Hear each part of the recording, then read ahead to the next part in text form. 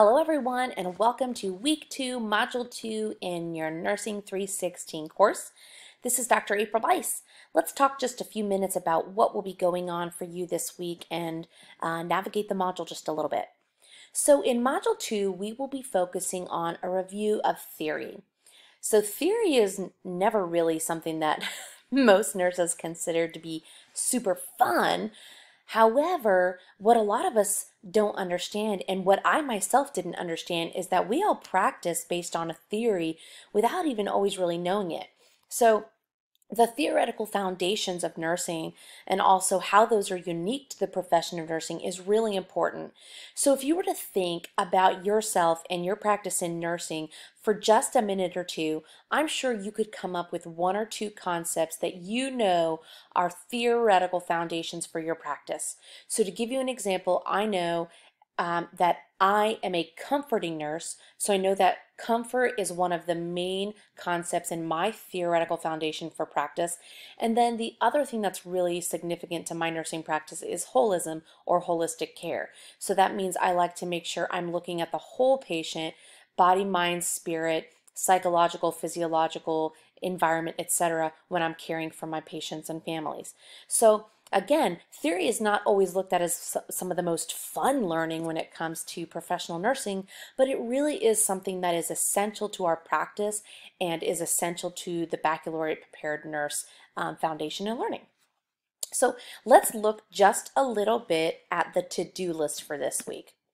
I don't want you to get bogged down too much with all of the the overview and objectives in this video. For the video, I really just want to go over, whoops, sorry, that's module 1. I really just wanted to go over what your to-do list is for the week. So we'll be focusing on chapters 2, 3, and 5. Okay, that's what looks at those concepts regarding theoretical foundations. All right, now remember, classroom activities are something that we want for you to complete, but that doesn't necessarily mean that those assignments are submitted. So your classroom activities, we want you to complete a web lesson. We want you to reread the article that you found for last week's discussion.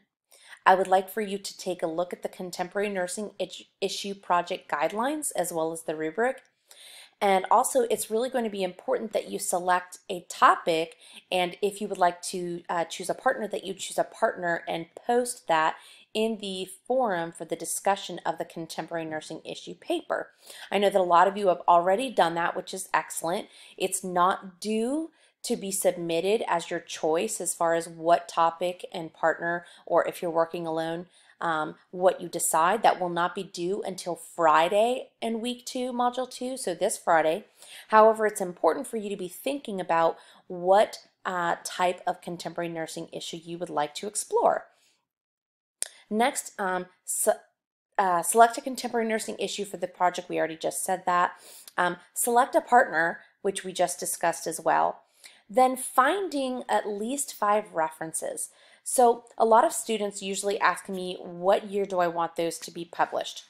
The rule of thumb there is that within the last 10 years is usually a pretty good range for you to stay in.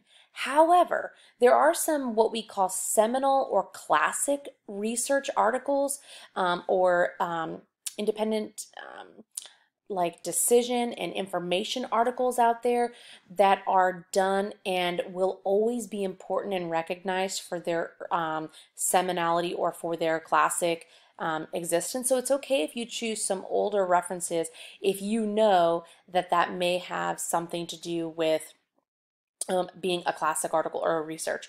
So if you know that you're going to do your research article on, say, nursing burnout, then you may find some really good classic research articles or classic articles on the person who developed the burnout inventory, and those may be like in the year 2000 or 1998. So I don't want all of your articles to be really old, but it is okay if you choose a couple that are older, as long as you're choosing some, the majority of your resources are within the last 10 years. Okay, so next, completing an independent reflection activity. Okay, what theory in nursing, or what nursing theory guide your nursing practice. So I just told you one of the theories that guides my practice relates to holism and comfort. There is a theory known as Kolkaba's theory of holistic comfort. So that is a theory that if I were to be writing in this discussion, that I would probably focus on. And that's simply because I know that's how I apply my practice as a professional nurse. All right, so let's focus on the meat of this module, and that is your submitted assignments. So number one, you're going to talk to me and reveal in your contemporary nursing discussion forum who your partner is, what your topic is, or if you're not choosing a partner, that you are working alone. It is okay to work alone in this project. However, I always recommend students to work with a partner because it's a lot of work, and over the course of 7 weeks it can be quite overwhelming, and if you have a partner to split that work up, it becomes a little bit easier. Number two submitted assignment is your discussion board. So you're going to be talking about your professional voice with evidence in the discussion number two. Okay, as usual, your primary post will be due on Wednesday and your response post will be due on Friday. Number three, you're going to complete a how to recognize plagiarism assignment. It is really important as students, especially as students in a baccalaureate program, for you to understand what plagiarism is and how to recognize it. The main reason that we want you to complete this assignment as instructors who teach this course is because a lot of times I'll find that students will be plagiarizing and they won't even know it. So it's not that we assume or think that most students, or any college student for that matter, intends to plagiarize, but it is important for you to recognize that there are concepts such as self-plagiarism, which is, you basically plagiarizing yourself in a previous paper or in a previous assignment in the class, etc.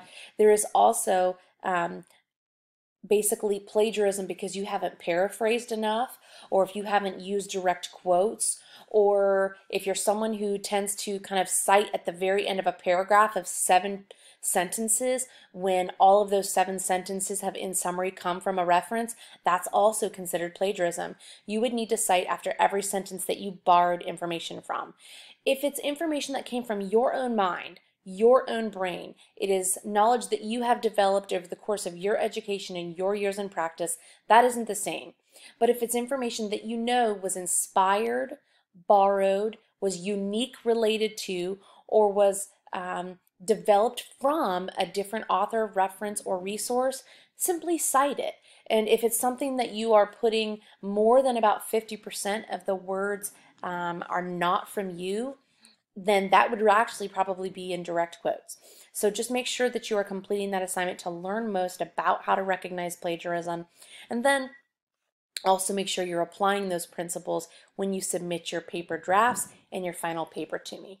All right, and the very last thing that is going to be due this week is your first draft of your contemporary nursing issue paper.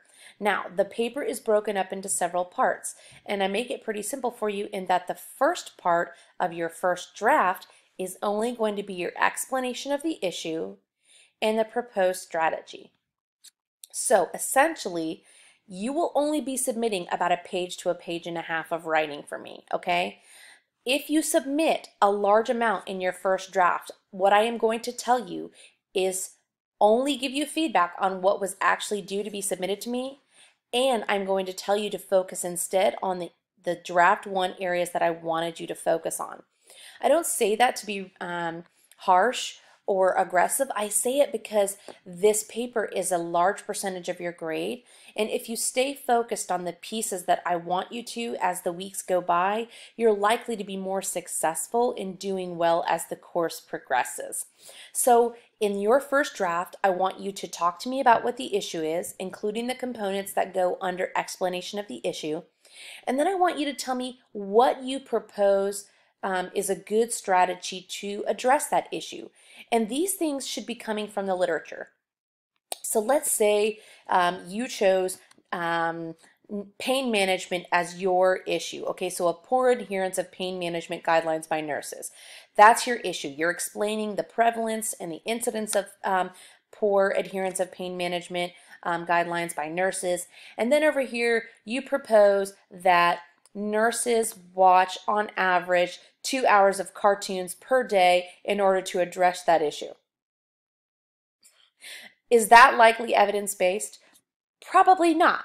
So what I'm trying to get at here is that your proposed strategy should come from the literature. It should be from an evidence-based article or some, really serious and expert or unique panel of organizations or foundation, something that is appropriate and is pertinent to your level of explanation of your issue.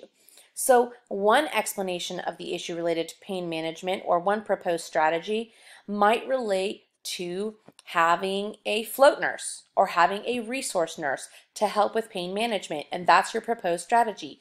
It is evidence-based or in the literature as discussed that having teams, nursing teams like resource or float nursing teams to help provide care can improve some things such as pain management. So that would be a proposed strategy that's actually found in the literature and one that would make sense to the issue of poor adherence to pain management guidelines among nurses.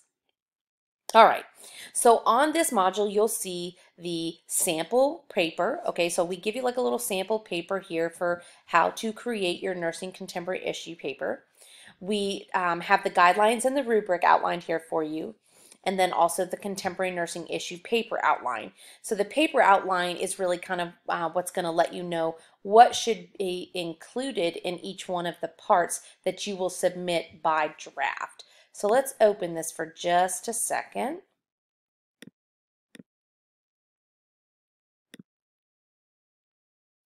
All right. So here you'll find that the explanation of the issue has 5 parts and your proposed strategy has 4 parts. These parts, although they seem really long, really can be done. This explanation of the issue can be done in about a paragraph to a paragraph and a half, and your proposed strategy can be done in about a paragraph to a paragraph and a half. That's why I said that you really won't be submitting more than 1.5 pages to me for your first draft, because all of these things can be done in that amount of writing. It is good to be succinct and clear in your writing. So if you find that it's taking you 2 to 3 pages to discuss your explanation of the issue, or you find that you're short, all right. Lastly, if you have any questions, of course, feel free to reach out to me at any time. I did have some issues with receiving discussion announcements in the course Q&A this week, so I apologize if my answers to your questions did not come through until later. That is my fault for Canvas settings. But if you have any questions or you feel like you're not getting answered in the course questions and answers quickly enough, simply reach out to me via email or text if you feel that the matter is urgent. Again, have a wonderful week, and I will see you in the 3rd module.